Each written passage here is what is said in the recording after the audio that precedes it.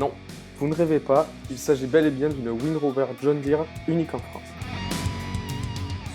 Alors qu'une grande partie des agriculteurs français se préparent à ramasser les orges et le colza, Christophe Urban, agriculteur et entrepreneur du Lot-et-Garonne, est déjà occupé par ses blés. C'est sa manière de récolter unique qui lui permet d'avoir une dizaine de jours d'avance sur les dates de récolte normales.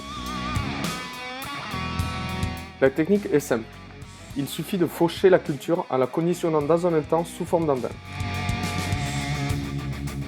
C'est là que l'OVNI de John Deere intervient. Forte de ses 200 chevaux, la D450 soulève une coupe à tapis classique de 7,80 m pour travailler entre 10 et 15 km/h.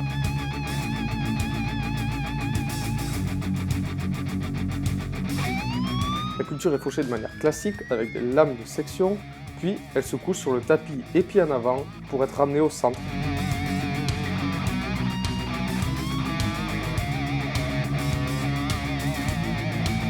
La voie large et la garde-sol haute de la machine laissent un grand espace pour passer au-dessus de l'andin.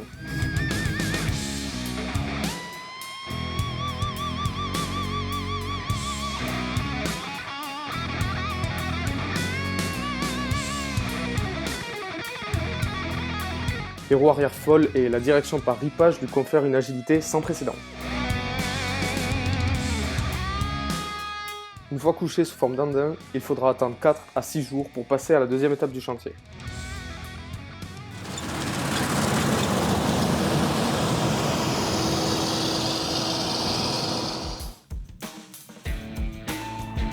C'est au tour de la moissonneuse-batteuse de faire son entrée en scène.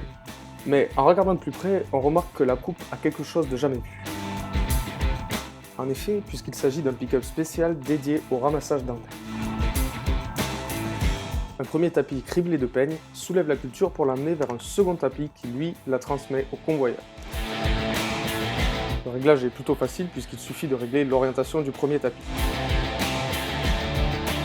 Utiliser cette technique permet de récolter une plante sèche du grain à la tige, ce qui facilite le passage de la batteuse et permet de récolter très tôt. Ceci permet d'enchaîner et d'assurer un bon dérobé ou un couvert. Le système s'est montré particulièrement efficace en bio vu le séchage des adventices après la fauche, facilitant là aussi le travail de la batteuse et économisant parfois jusqu'à 5 litres de carburant.